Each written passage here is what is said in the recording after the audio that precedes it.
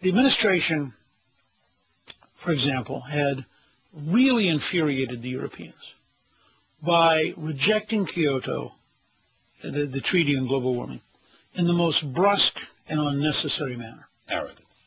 It was arrogance, and it was sort of a "we'll show you."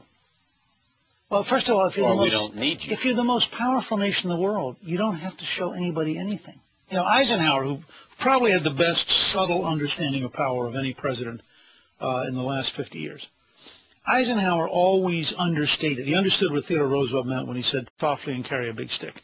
Because Eisenhower understood that at the end of every morning, we were the United States.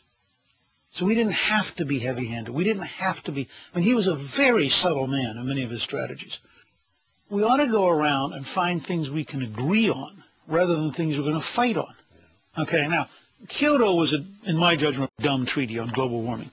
And, in fact, the Senate voted 95-0 under Clinton not to endorse it.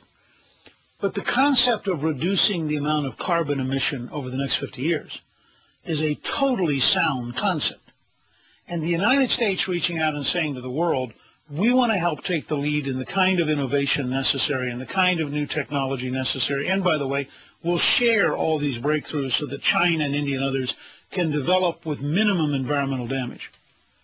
Suddenly you just formed a consensus over what was going to be a conflict.